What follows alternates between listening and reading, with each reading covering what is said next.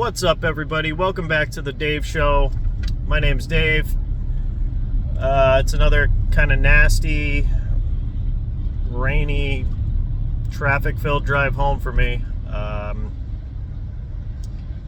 Definitely going to be over 2 hours to get home today, but it is what it is. Plenty of time for me to make a video. I wanted to get a couple ones out earlier this week, but my kid's been sick and it's been a lot to deal with, and I haven't had much time to do anything when I'm home besides help take care of her. So here we are. Today I want to talk about, I guess you could say, two things. Well, they're both kind of broad topics. The first topic is nobody is coming to save you, right? And a lot of different people talk about this all the time. There's even a guy I work with, he's got a hard hat sticker. It says, "No one is coming, it's up to us." And that applies to so many different areas in general. Sorry, my work phone dinged. But yeah, so anyways, I just want you guys to take a second and think about the way you think, okay? So a lot of us have been conditioned to rely on organizations and institutions to take care of us, and it's gotten, that dependency has grown as time has gone on, you know. I'd say globally for the most part, but I want everyone to kind of take a look at what's been going on lately and think about that. So, you know, earlier this month we had an election and a lot of people were really happy and a lot of people were really pissed off. Not sure which camp you find yourself in, but I just want to caution people on both sides that we should not be looking to, especially on a national level, political figures to solve our problems, to come save us, or to make life better for us at all. I don't care which side of the coin you're on. Talk is cheap. Politicians are corrupt. They're out for themselves. And you need to be out for yourself too. You need to be participating with your family and your community, and you need to be trying to think about how you can rely on them being the government, less, and how you can rely more on yourself and your family for all the things that you need. Okay? Moving from there, I want to get into the second topic. The second topic of today is going to be, how do you navigate through the next 2 months? This transition period that we're in a lame duck period with the current administration, with the new one coming in. Obviously, if you've been paying attention at all, you've seen that the war in Ukraine is escalating very quickly.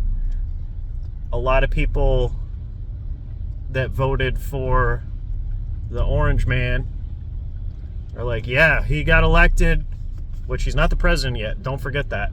But yeah, he got elected, man. The border's going to get closed. He's going to end the war in Ukraine. And then you got the people that are in charge right now going, wait, hold my beer, man. Let's launch some fucking missiles. You know what I'm saying? So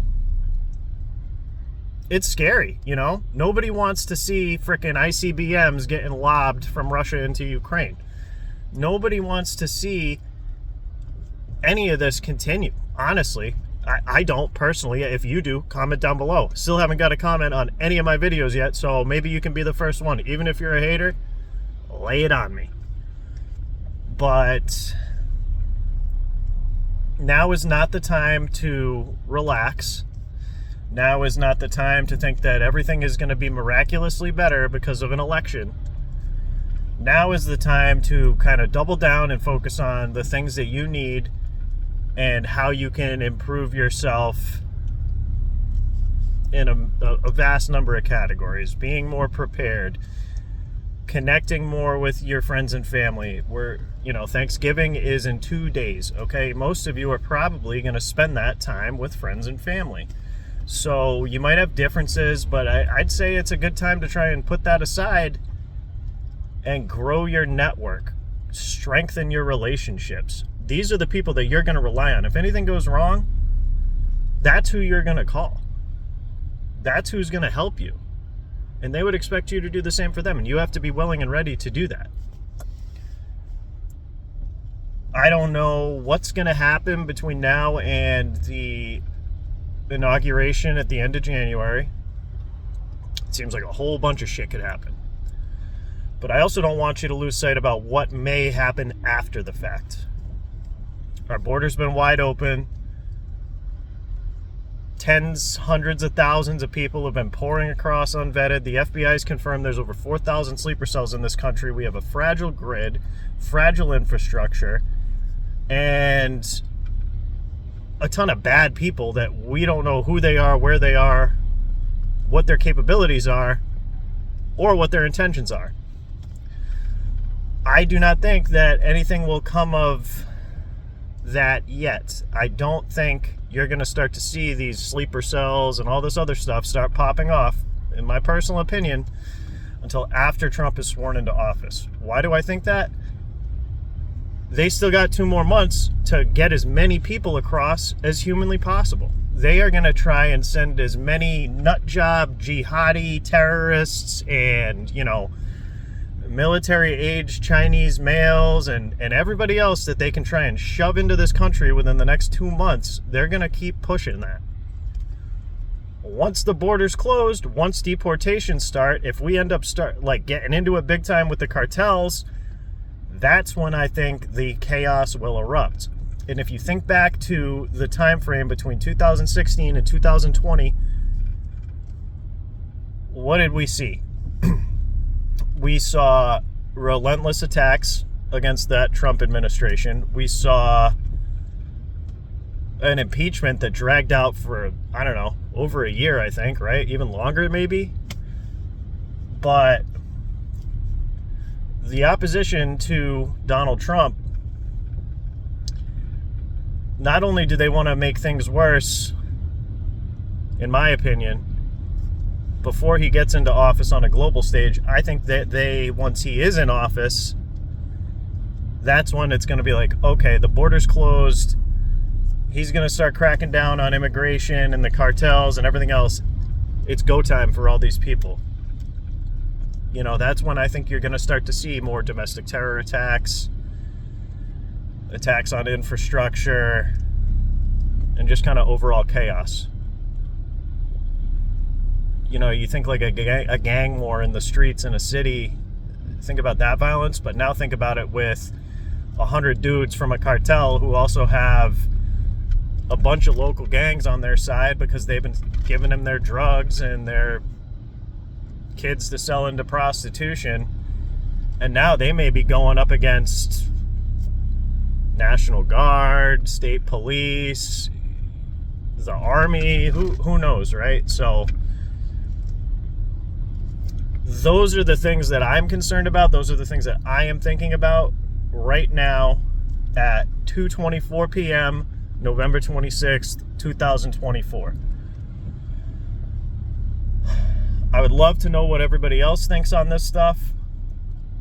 I don't think, personally, that a nuclear war is going to start. I think that they're assuming that they can get away with pissing through as much money, munitions, everything else that they can get over to Ukraine right now while we're in this lame duck period. And I don't think that they are worried about Putin really retaliating much, because they think that he's like, oh, I'm just going to wait this out for another month. I'm going to negotiate with Trump, and I'm going to keep everything that I've taken in Ukraine. I mean, maybe not.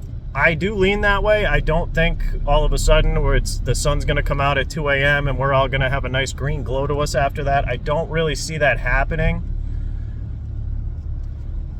But I'm just a fucking guy driving home from work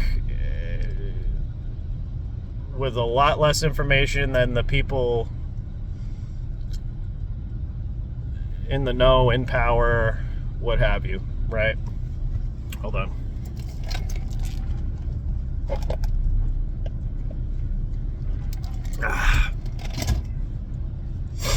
America runs on Dunkin'.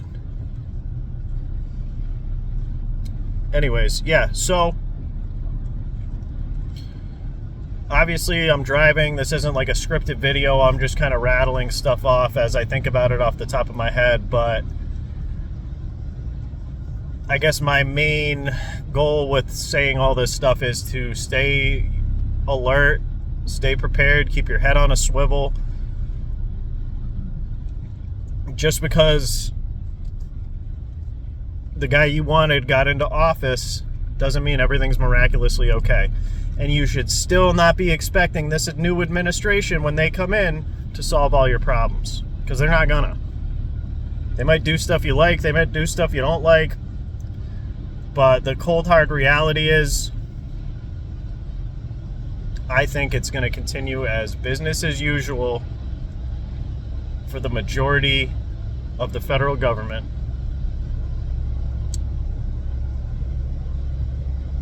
And state governments. I don't think you can trust them either.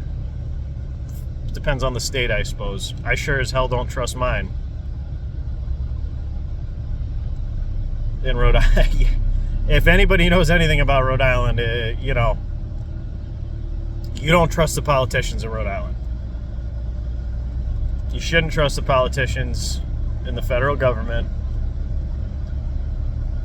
or anybody that is coming to you from the government trying to quote-unquote help you. Because even if they are coming to quote-unquote help you, you don't know what is going to be expected from you in return. And you don't know what is going to happen to you when you become dependent on the help they provide, and all of a sudden that's snatched away from you. All right, so 12-minute video, not too bad. Hopefully this drive picks up for me and this traffic breaks soon, but it's pretty nasty out here, so I'm not going to get my hopes up. Anyways, if I don't get any more videos out before then, I hope you guys all have a happy Thanksgiving. I hope that you think about the things I've said here today. And until next time, this is going to be Dave signing off. I'll see you when I see you.